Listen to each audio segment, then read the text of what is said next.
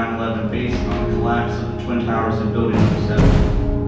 If I may ask you all, the audience today, can I have a show of hands? How many of you are familiar with this information already? Okay, and a show of hands, how many people are not familiar with any of this information? Okay, well, there's a couple, so you're definitely going to have some good time here. There's so much information to learn. The thing is, if you look at international news and international media, there is a lot of coverage of this topic. But when you come abroad home in the USA, you find no coverage of this information, this evidence that the architects and engineers have actually uncovered. So when the Architects and Engineers Organization had a big press conference in San Francisco a couple weeks back, they encouraged cities all across the USA to have similar press conferences. And it is a couple weeks later, but this is our press conference for the Texas Architects and Engineers to announce this milestone of over now 1,100 architects and engineers that have signed the petition.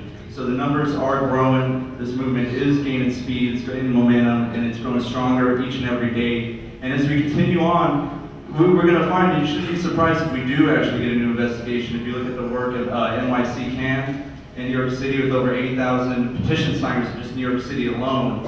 And now you look what they're doing in New Hampshire with over 12 cities trying very hard to get a new investigation on the ballot. So I really want to encourage you all to know and picture that it is a reality that we are eventually going to get a new investigation. And it's thanks to the work of the architects and engineers who are really paving the way when it comes to this investigation. So I want to thank you all for coming out. It's going to be a great day. We've got great speakers, we've got great videos, and of course we've got a great audience, you guys. So I just want to ask you to give a round of applause for all of you here today.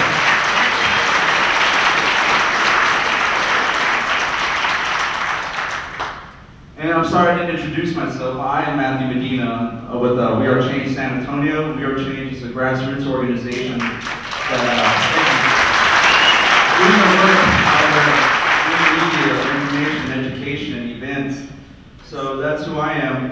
And I want to introduce our next guest, who's actually done so much for this pursuit of truth, this pursuit of knowledge and justice, that it's something strong in American roots to have justice. And unfortunately, with the 9/11 first responders, we couldn't even get them medical care. We couldn't serve them justice. It's taken over 9 years now for them to even get an offer. So our next guest is someone who's actually speaking about 9/11 before 9/11. He's had the evidence, he's had the documents, and it's now with architects and engineers we see that the evidence is legit, peer-reviewed journals, peer-reviewed studies. But our next guest was exposing with the evidence 9/11 before 9/11. Our next guest is a filmmaker, investigative journalist, researcher, producer, international broadcast radio show host, and if I can call him, I think he's the Obi-Wan Kenobi of the InfoWars, Mr. Alex Emmerich Jones.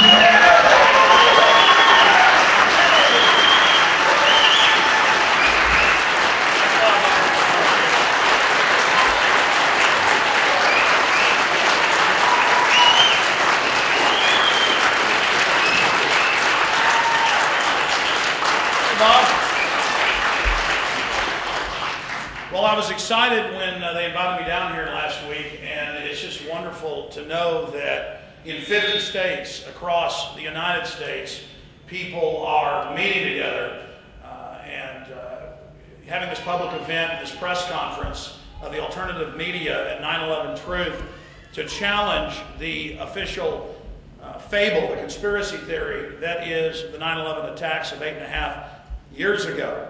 And the good news is that despite the fact that the mainstream media almost entirely has been ignoring architects and engineers for 9/11 Truth, the information just continues to gain ground and radically expand every single day, because it was a French philosopher once said that no army can stop an idea whose time has come.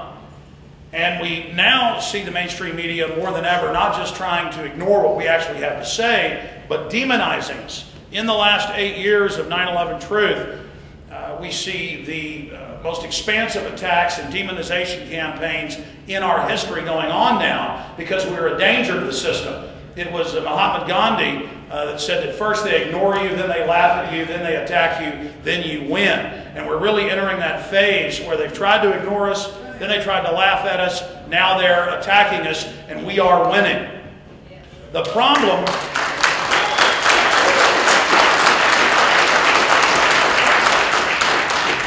The only problem with 9/11 Truth is we have so much evidence, so many facts, so much proof that the official story is a lie from one end to the other. I mean, just this week, I could get up here for 30 minutes and speak about the fact that the ACLU got the White House memorandum released from Dick Cheney, the real president at the time, to the 9/11 Commission, which Bush appointed, was never independent, telling them, you will not investigate 9/11. You will not look at the attacks. You will just basically be a propaganda arm to promote national ID cards, naked body scanners, Northcom, and Homeland Security federalizing this country. Now, we had seen some of the 9/11 commissioners in years past say that they were not allowed to look at the attacks when they were asked by family members and others. And we've also seen 6 of the 10 and the Washington Post and other publications say that it was a complete cover-up. We've seen John Farmer, one of the chief counsels, one of the lawyers, in a new book that's out, saying that there was a criminal cover-up by the Pentagon. And so that's enough right there to force a new investigation. That's enough information right there to demand a new investigation. But the problem is the government itself is controlled by the very same shadow government, the coup we've had in this country, by the Central Intelligence Agency and others that Ron Paul just a few months ago talked about. He said there's been a coup in America. Really since the time of Kennedy, the people haven't run this nation. And so 9/11 Truth is more than just 9/11 Truth. It's just the truth. It's the end of innocence. It's people starting to really question, starting to really investigate, starting to become as informed about geopolitical activities, about what the Pentagon's doing, about what the war machine is doing, that Eisenhower warned us about in his farewell address, as they are informed about baseball or football or what their favorite Hollywood stars are doing. But I go back to the fact that for several weeks there's been a press release out about this event. It's going to be running for the next 8 hours today, ending with Dr. Bob Bowman breaking down the facts of 9/11. But when you have 1,000 architects and engineers come out, they had press conferences a few weeks ago, it made the foreign press, it didn't make the Washington Times, but it didn't get 1/100th the attention it should have, and that's because the system is deathly afraid of this information, because this information is the truth. And I know there is some mainstream media here and quite a bit of alternative media. I just wanted to start off by making the point that the reason we see the mainstream media literally going bankrupt and newspapers shutting down everywhere and even cable news ratings dropping is because in every poll and every focus group that's been done, the American people do not trust the controlled corporate media. They trust the alternative media a lot more. And so this is the beginning of the end for this military-industrial complex.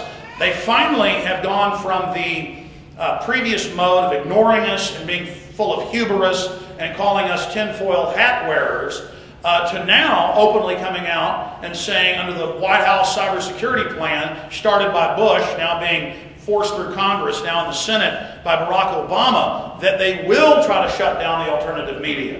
You have Cass Sunstein at the White House coming out and writing policy papers on how they should arrest people that have, quote, conspiracy theories about 9/11, or at least license them or put a special tax on their speech. You have Reuters yesterday saying, well, they've made a change in the Senate version of the cybersecurity bill. The president can't just unilaterally shut the web off in the internet if he wants. He has to appoint a council. He appoints a council of corporate chiefs who then make recommendations to him, but the final power lies with the president.